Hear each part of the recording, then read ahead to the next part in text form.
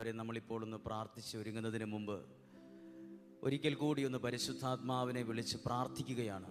കാരണം സുവിശേഷത്തിൽ എഴുതിയിട്ടുണ്ട്, വിശുദ്ധ ലിഖിതങ്ങൾ ശരിക്കും മനസ്സിലാവുന്നതിന് വേണ്ടി ഈശോ അവരുടെ ഹൃദയങ്ങളെ തുറന്നു. നമുക്കൊരു നിമിഷം ഒന്ന് കണ്ണുകളടച്ച് കേൾക്കുന്ന ദൈവവചനത്തിലൂടെ പരിശുദ്ധാത്മാവ് എന്താണോ നിങ്ങളോട് പറയാൻ ആഗ്രഹിക്കുന്നത് അത് പറയുവാൻ പരിശുദ്ധാത്മാവേ എന്നെ സഹായിക്കണമേ. ഈ സമയത്ത് നമ്മളൊന്ന് പ്രാർത്ഥിച്ചൊരുങ്ങുകയാണ്. ഒന്ന് പ്രാർത്ഥിച്ചൊരുങ്ങി എങ്കിൽ കൂടി ഒന്ന് കണ്ണുകളടച്ച് ഈ അരമുക്കാൽ മണിക്കൂർ സമയം ദൈവത്തിൻ്റെ ജീവനുള്ള വചനം നിങ്ങളുടെ ഹൃദയ പലകയിൽ പരിശുദ്ധാത്മാവ് എഴുതി തരുന്നതിന് വേണ്ടി ഞാൻ പ്രാർത്ഥിക്കുന്നു. നിങ്ങൾ ഓരോരുത്തർക്കും ദൈവം ഒരുക്കി വച്ചിരിക്കുന്ന നല്ലൊരു ഭാവിയുണ്ട്, ഒരു ബ്രൈറ്റ് ഫ്യൂച്ചർ, നല്ല ഭാവി. അതിലേക്ക് ദൈവം കൈപിടിച്ച് നടത്താൻ അതിനൊരു ഫൗണ്ടേഷൻ ഇടുന്ന സമയമാണിത്. ഞാൻ വിശ്വസിക്കുന്നു ദൈവം നിങ്ങളെ ഈ ദിവസങ്ങളിൽ ശക്തമായി അനുഗ്രഹിക്കുമെന്ന്. ചേർന്ന് പറയാമോ ഹല്ലേലൂയ? ഉറക്കെ പറയാം ഹല്ലേലൂയ. ഫിലിപ്പി ലേഖനം 4:19, എൻ്റെ ദൈവം തൻ്റെ മഹത്വത്തിൻ്റെ സമ്പന്നതയിൽ നിന്ന് യേശു ക്രിസ്തു വഴി എനിക്ക് ആവശ്യമുള്ളതെല്ലാം നൽകും. ആ ബൈബിൾ വചനത്തിൻ്റെ അകത്ത് 2 വചനങ്ങളുണ്ട്. എൻ്റെ, എനിക്ക്, എൻ്റെ ദൈവം. നമുക്ക് ദൈവം എൻ്റെ ദൈവം ആയിട്ടില്ല. എൻ്റെ ദൈവം. കണ്ണുകളടച്ച് ഈ ഒരു അഭിഷേകം നിങ്ങൾ സ്വീകരിക്കട്ടെ. 38 വർഷക്കാലം ബെത്സൈദ കുളക്കരയിൽ കിടന്ന രോഗിയെ എഴുന്നേൽപ്പിച്ച് നടത്തിയ അതേ ദൈവകരം നിങ്ങളെയും ആയിരിക്കുന്ന അവസ്ഥയിൽ നിന്ന് എഴുന്നേൽപ്പിക്കും. നിങ്ങളുടെ നല്ലൊരു ഭാവിയിലേക്ക് ദൈവം കൈ പിടിച്ചു നടത്തും. പറഞ്ഞേ ഹല്ലേലൂയ. വീണുപോയ ഒരു വ്യക്തിയെ നല്ല സമറിയാക്കാരൻ കൈ പിടിച്ച് എഴുന്നേൽപ്പിച്ചില്ലേ? ആ സുവിശേഷത്തിലെ നല്ല സമറിയാക്കാരൻ ഈശോയാണ്. അതേ ഈശോ എന്നെയും നിങ്ങളെയും കൈ പിടിച്ചു നടത്തും. ഇനി കേൾക്കാൻ പോകുന്ന വചനങ്ങളിലൂടെ പരിശുദ്ധാത്മാവ് നിങ്ങളെ ഏറ്റെടുക്കും. ഒരുപക്ഷെ നല്ല ആഗ്രഹത്തോടെ അല്ലായിരിക്കും ദൈവവചനം കേൾക്കുന്നത്, ഒരുപക്ഷെ അത്ര ഇഷ്ടത്തോടെയൊന്നും ആയിരിക്കത്തില്ല ഇവിടെ ഇരിക്കുന്നത്. പക്ഷെ നിങ്ങൾ ഇവിടെ ആയിരിക്കുന്നതിനെ കുറിച്ച് ദൈവത്തിന് വലിയ സന്തോഷമാണ്. നമ്മുടെ 2 കരങ്ങളും സ്വർഗത്തിലേക്ക് ഉയർത്തിപ്പിടിച്ച് കണ്ണുകൾ അടച്ച് ഒരു നിമിഷം നമ്മൾ സ്തുതിച്ച് പ്രാർത്ഥിക്കുമ്പോൾ ദൈവവചനത്തിന് വേണ്ടി നമ്മൾ ഒരുങ്ങാണ്. സ്തുതിക്കാൻ വേണ്ടി ആരും സ്തുതിക്കരുത്, പ്രാർത്ഥിക്കാൻ വേണ്ടി ആരും പ്രാർത്ഥിക്കരുത്. എൻ്റെ അടുത്തിരിക്കുന്ന ആള് പ്രാർത്ഥിക്കുന്നില്ല, അതുകൊണ്ട് ഞാനും പ്രാർത്ഥിക്കുന്നില്ല. എൻ്റെ അടുത്തിരിക്കുന്ന ആളുകൾ പ്രാർത്ഥിക്കുന്നുണ്ടോ, എൻ്റെ വലതുവശത്തിരിക്കുന്ന ആള് പ്രാർത്ഥിക്കുന്നുണ്ടോ എന്ന് നോക്കിയിട്ടല്ല ഇപ്പോൾ പ്രാർത്ഥിക്കേണ്ടത്. എൻ്റെ ദൈവത്തിൻ്റെ മുമ്പിൽ ഞാൻ കരങ്ങൾ ഉയർത്തി പ്രാർത്ഥിക്കുന്ന ഈ സമയത്ത് സ്വർഗം തുറക്കും. ഈശോ സ്നാപക യോഹന്നാന്റെ മുമ്പിൽ നിന്നപ്പം സ്വർഗം തുറന്ന് പരിശുദ്ധാത്മാവ് ഒരു പ്രാവിന്റെ രൂപത്തിൽ എഴുന്നള്ളി വന്നില്ലേ?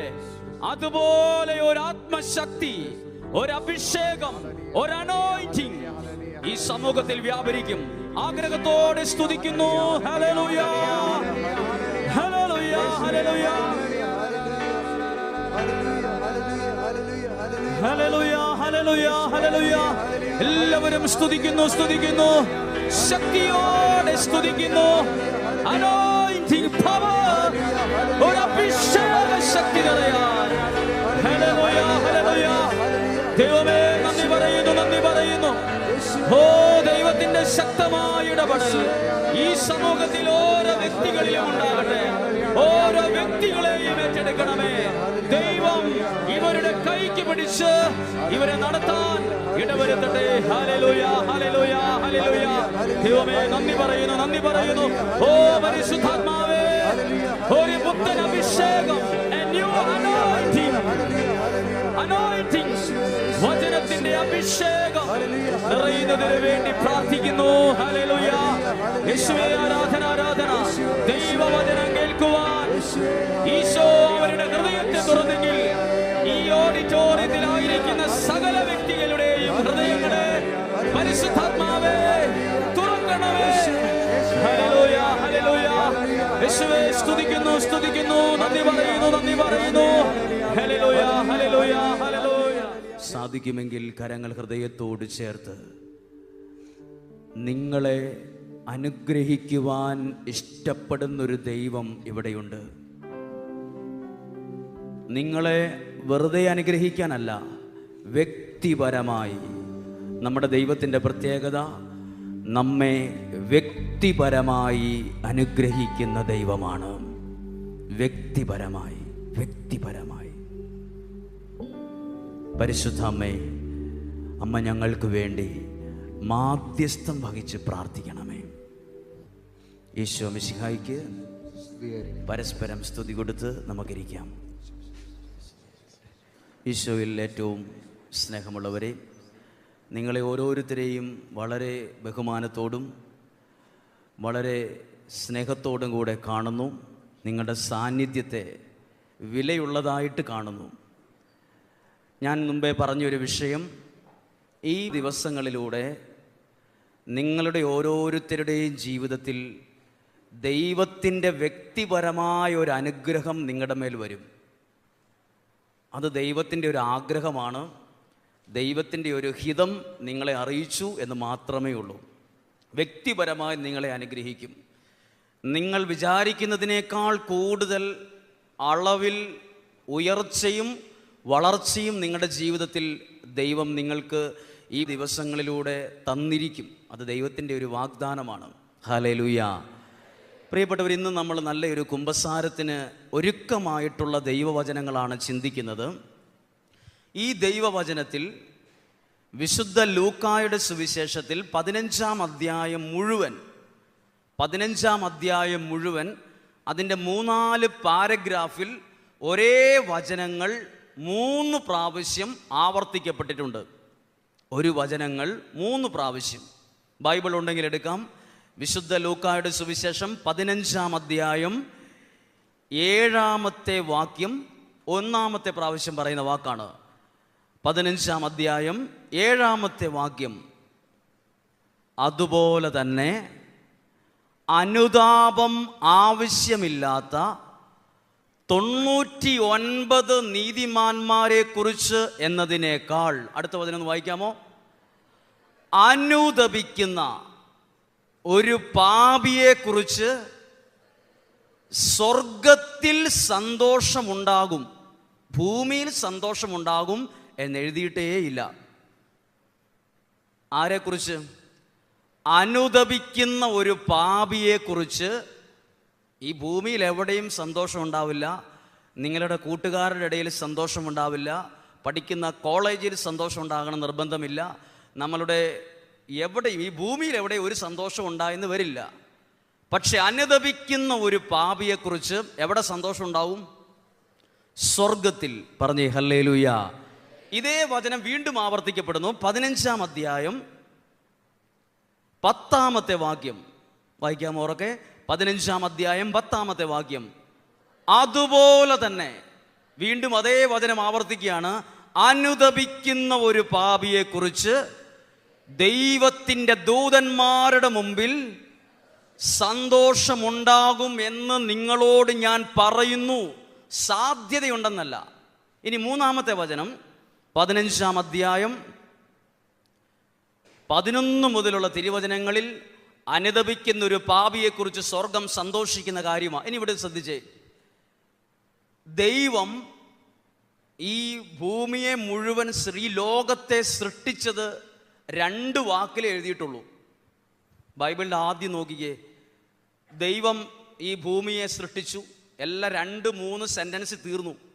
ഇവിടെ അനുദപിക്കുന്ന ഒരു പാപി തിരിച്ചു വരുന്നതിനെ കുറിച്ച് ഒരധ്യായം മുഴുവൻ ഡീറ്റെയിൽ ആയിട്ട് എഴുതിയിട്ടുണ്ട്. ദൈവത്തിന് വേണമെങ്കിൽ ദൈവം സൃഷ്ടിച്ച കാര്യങ്ങൾ ഈ ബൈബിൾ മുഴുവൻ എഴുതി, ഇത്രയും കട്ടിയായ താളിൽ മുഴുവൻ എഴുതാൻ പാകത്തിന് വിശദീകരിച്ച് എഴുതാമായിരുന്നു. പക്ഷെ 2 വാക്കിൽ എഴുതിയിട്ടുള്ളൂ. അവനെല്ലാം നന്നായി സൃഷ്ടിച്ചു, നന്നായി ഇന്ന് കണ്ടു, എല്ലാം ചെറുതാ വാക്കുകൾ തീർന്നു. പക്ഷെ അനുദപിക്കുന്ന ഒരു പാപിയുടെ മാനസാന്തരത്തെക്കുറിച്ച് 15-ാം അധ്യായം മുഴുവൻ ഡീറ്റെയിൽ ആയിട്ട് എഴുതിയിരിക്കുക. അതായത് 15-ാം അധ്യായം 1 മുതൽ 32 തിരുവചനം വരെ അനുദപിക്കുന്ന പാപിയെക്കുറിച്ചാണ് എഴുതിയിരിക്കുന്നത്. ഒരു കരം ഉയർത്തി പറയാമോ? ഹല്ലേലൂയാ. അവർക്ക് പറഞ്ഞേ ഹല്ലേലൂയാ. കരങ്ങൾ താഴ്ത്താം. അനുദപിക്കുന്ന ഒരു പാപി, ഈ വാക്ക് മറക്കരുത്. അനുദപിക്കുന്ന ഒരു പാപിയെക്കുറിച്ച് സ്വർഗത്തിൽ സന്തോഷം ഉണ്ടാകും. ഇന്ന് ഞാൻ നിങ്ങളോട് പറയാൻ ഉദ്ദേശിക്കുന്ന ഒരു വിഷയം ഇതാണ്.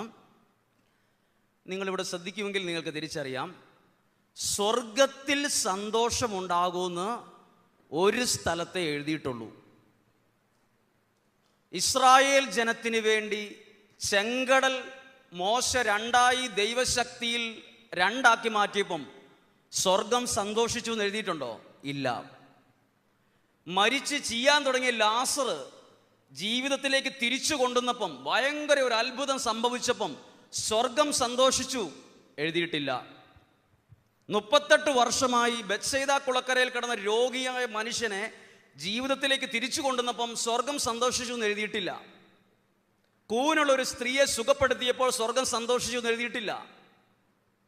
എത്രയോ അത്ഭുതങ്ങൾ ബൈബിളിൽ നടന്നു, പക്ഷെ എവിടെയും സ്വർഗം സന്തോഷിച്ചിട്ടില്ല. പക്ഷേ അനുദപിക്കുന്ന, എന്താണ് അനുതാപം എന്ന് പറഞ്ഞാൽ? ഈ അവസ്ഥയിൽ എന്നെ എത്തിച്ചത് എൻ്റെ പാപമാണ്, എൻ്റെ ജീവിതത്തെ തകർത്തത് എൻ്റെ പാപമാണ്. ഇത് ചിന്തിച്ച് ദൈവത്തിങ്കിലേക്ക് അടുക്കുന്നതിൻ്റെ പേരാണ് അനുതാപം. പറഞ്ഞേ ഹല്ലേലൂയാ. അവർക്ക് പറഞ്ഞേ ഹല്ലേലൂയാ. അത് നോക്കിയേ, ഇങ്ങനെ അനുദപിക്കുന്ന ഒരു പാപിയെക്കുറിച്ച് സ്വർഗത്തിലെ ദൈവം സന്തോഷിക്കുന്ന ഒരു ദിവസമായിരിക്കും ഇന്ന് നമ്മുടെ ഈ സമൂഹത്തിൽ. സ്വർഗം സന്തോഷിക്കുന്നതിൻ്റെ തെളിവ് നിങ്ങൾക്ക് കൃത്യമായി ലഭിക്കും. ഞാൻ നിങ്ങളോട് പറയാൻ ഉദ്ദേശിക്കുന്നത് എന്നെ വളരെ സ്വാധീനിച്ച ഒരു വിഷയമാണ്.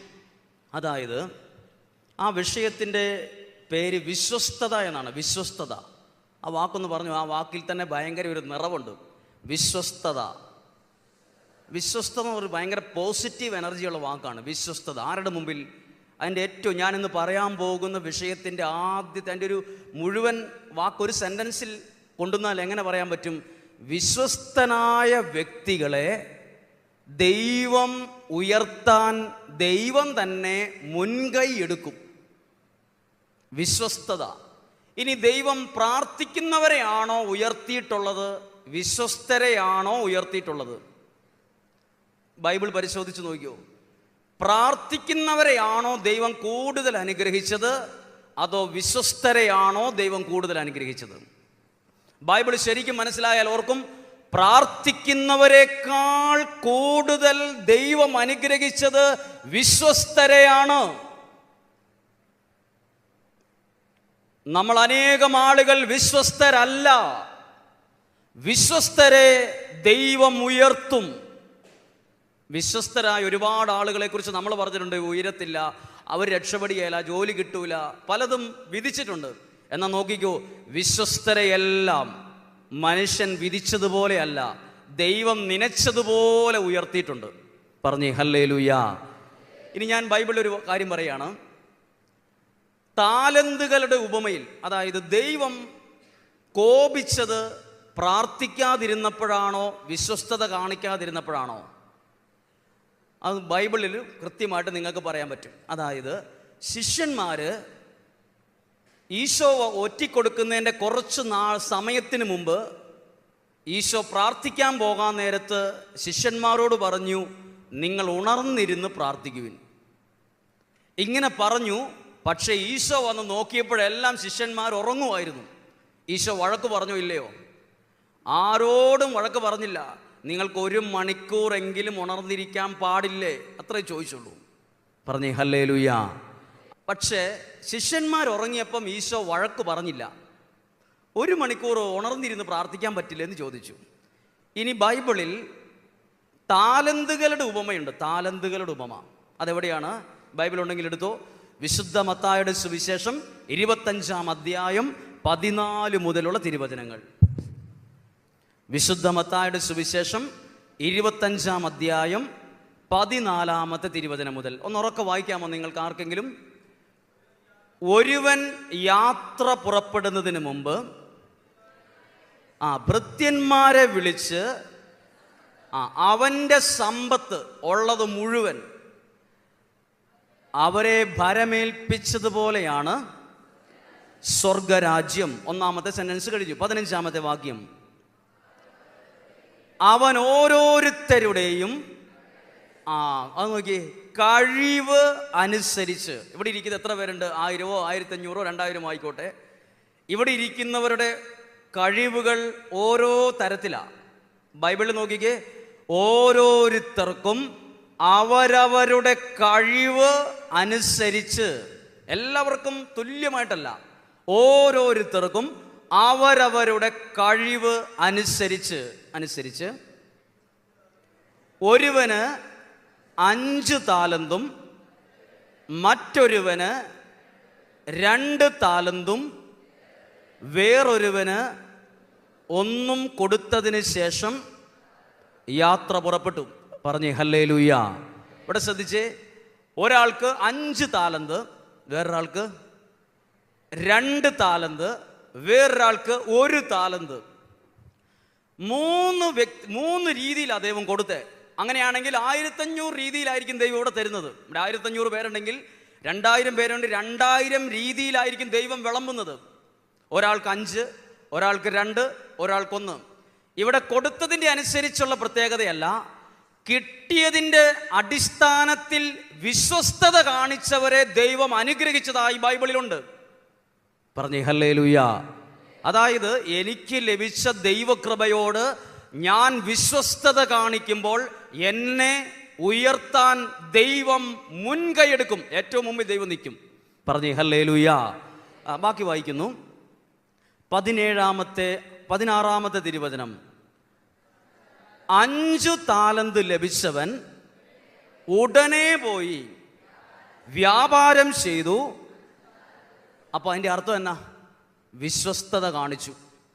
അവിടെ ഒരു മലയാള വാക്ക് എഴുതിയിട്ടുണ്ട്, ഉടനെ എന്ന് പറഞ്ഞാൽ ഒരു മണിക്കൂർ പോലും കഴിഞ്ഞിട്ടല്ല. ഉടനെ എന്ന് പറഞ്ഞാൽ ഇത് കിട്ടിയ ഉടനെ തന്നെ അത് വർദ്ധിപ്പിക്കാൻ, അതുപോലെ ഒരു അധ്വാനം ദൈവത്തിൻ്റെ ആത്മാവ് നിങ്ങളിൽ നിന്ന് ആഗ്രഹിക്കുന്നു. പറഞ്ഞേ ഹല്ലേലൂയ. അവർക്ക് പറഞ്ഞേ ഹല്ലേലൂയ. അടുത്തത് 18-ാമത്തെ വചനം, 17-ാമത്തെ വചനം. 2 താലന്ത് കിട്ടിയവനും 2 കൂടി സമ്പാദിച്ചു. 18-ാമത്തെ വാക്യം. എന്നാൽ 1 താലന്ത് ലഭിച്ചവൻ പോയി ഒരു നിലം കൊഴിച്ച് യജമാനന്റെ പണം മറച്ചു വച്ചു. ഏറെ കാലത്തിന് ശേഷം ആ ഭൃത്യന്മാരുടെ യജമാനൻ വന്ന് അവരുമായി കണക്ക് തീർത്തു. അടുത്തത് വിശ്വസ്തതയ്ക്കുള്ള കൂലിയാണ്. ബാക്കിയൊന്ന് വേഗത്തിൽ വായിക്കുകയാണ്. 20-ാമത്തെ വചനം. 5 താലന്ത് കിട്ടിയവൻ 5 കൂടി സമ്പാദിച്ചു. അതിന്റെ അർത്ഥം എന്നാ?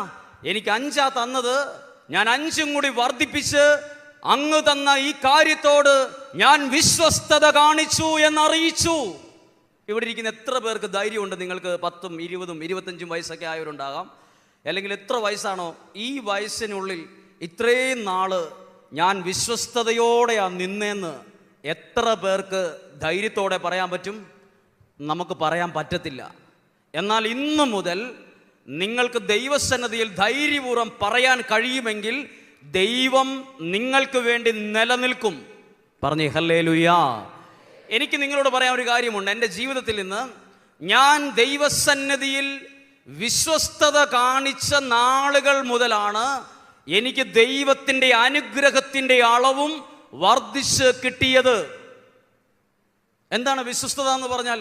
ഒരു മാസത്തിൽ ഒരിക്കൽ ദൈവമേ എന്ന് വിളിച്ചു, പിന്നെ 12 മാസം, 1 വർഷം കഴിഞ്ഞ് ദൈവമേ എന്ന് വിളിക്കുന്നത് വിശ്വസ്തതയല്ല. 7 മണിക്കത്തെ വിശുദ്ധ കുർബാനയ്ക്ക് 7:20 ആകുമ്പം വരുന്നത് വിശ്വസ്തതയല്ല. ഏഴരക്കത്തെ കുടുംബ പ്രാർത്ഥന സമയത്ത് പ്രാർത്ഥിക്കാതിരിക്കുന്നത് വിശ്വസ്തതയല്ല. വിശ്വസ്തനായ വ്യക്തി കരങ്ങളടിച്ച് പാട്ടുപാടുന്ന കാര്യത്തിൽ പോലും വിശ്വസ്തനായിരിക്കും, കൈയടിക്കുന്ന കാര്യത്തിൽ വിശ്വസ്തനായിരിക്കും, പ്രാർത്ഥന ചൊല്ലുന്നതിൻ്റെ ശബ്ദം എടുക്കുന്നതിൻ്റെ തീക്ഷ്ണതയിൽ വിശ്വസ്തനായിരിക്കും. അവൻ്റെ എല്ലാ കാര്യങ്ങളും വിശ്വസ്തതയോടെ ആയിരിക്കും. പറഞ്ഞേ ഹല്ലേലൂയാ. ഒന്നുറക്കെ പറഞ്ഞേ ഹല്ലേലൂയാ. ഒരു കരം ഉയർത്തി ഉറക്കെ പറഞ്ഞേ ഹല്ലേലൂയാ, ഹല്ലേലൂയാ. നമ്മളിപ്പോൾ കേട്ട വിഷയം വിശ്വസ്തത. എന്തിനാ കുമ്പസാരിക്കുന്നത്? നമ്മുടെ പാപങ്ങളെ ഏറ്റുപറഞ്ഞ് ദൈവസന്നദ്ധിയിൽ വിശ്വസ്തത പാലിക്കുമ്പം ദൈവം എന്നോടും വിശ്വസ്തത കാണിക്കും. വിശ്വസ്തനെ ദൈവം ഉയർത്തും. അടുത്ത വചനം നോക്കിക്കേ, അതേ വചനത്തിൻ്റെ അവസാന ഭാഗം ഒന്ന് വായിച്ചു നോക്കിക്കേ. ഒരു താലന്ത് കിട്ടിയവൻ വന്നു പറഞ്ഞു, യജമാനനെ നീ വിതയ്ക്കാത്തിടത്ത് കൊയ്യുകയും വിതറാത്തിടത്ത് ശേഖരിക്കുകയും ചെയ്യുന്ന കഠിന ഹൃദയാണ്. 26-ാമത്തെ വചനം പറഞ്ഞ് യജമാനൻ പറഞ്ഞു, ദുഷ്ടനും മടിയനുമായ ഭൃത്യ. യജമാനൻ ദേഷ്യപ്പെട്ടു. ഇവിടെ ശ്രദ്ധിച്ചേ, പ്രാർത്ഥിക്കാതിരുന്ന ശിഷ്യന്മാരോട് ദേഷ്യപ്പെട്ടില്ല, പക്ഷെ വിശ്വസ്തത കാണിക്കാതിരുന്നവരോട് ദൈവം ദേഷ്യപ്പെട്ടു, ദൈവം കോപിച്ചു. യജമാനന്റെ സ്ഥാനത്ത് ദൈവമാണ്. ശ്രദ്ധിച്ചോ, ഇവിടെ ഇരിക്കുന്ന എല്ലാ യുവതി യുവാക്കളും തീരുമാനമെടുക്കേണ്ട കാര്യം, ഞാൻ എൻ്റെ ദൈവത്തിൻ്റെ സന്നദ്ധിയിൽ വിശ്വസ്തനായിരിക്കും. വിശ്വസ്തന്റെ പ്രത്യേകത, വിശ്വസ്തനെ ദൈവം കൈക്ക് പിടിച്ച് ഉയർത്തും. അതിനാര് മുൻകൈ എടുക്കും? ദൈവം മുൻകൈ എടുത്തിരിക്കും. അത് വചനപ്രകാരമുള്ള ആത്മീയ സത്യമാണ്. ഒന്ന് പറയാമോ ഹല്ലേലൂയാ? അവർക്ക് പറഞ്ഞേ ഹല്ലേലൂയാ. ഈ വിഷയം നിങ്ങൾ മറക്കരുത്. ഇത് ഇഷ്ടപ്പെട്ടാലും ഇഷ്ടപ്പെട്ടില്ലേലും ഈ ഒരു ഒറ്റ കാര്യം മതി നമ്മളുടെ ജീവിതത്തിൻ്റെ അവസ്ഥകൾക്ക് മാറ്റം വരാൻ. നമ്മൾ ആരെങ്കിലും പ്രാർത്ഥിക്കാത്തവരാണോ? നമ്മൾ ഈ കനത്തിലുള്ള പുസ്തകം പ്രാർത്ഥിച്ച് തീർത്തവരാണ്. എന്നിട്ട് നമുക്കൊരു പരാതിയുണ്ട്, നമുക്കൊന്നും ദൈവത്തിൻ്റെ അനുഗ്രഹം കിട്ടുന്നില്ലല്ലോ എന്ന്. പ്രാർത്ഥിക്കുന്നതിൻ്റെ അളവല്ല ഇനി കൂട്ടേണ്ടത്, ദൈവസന്നദ്ധിയിൽ വിശ്വസ്തതയുടെ അളവ്. പറഞ്ഞേ ഹല്ലേലൂയ.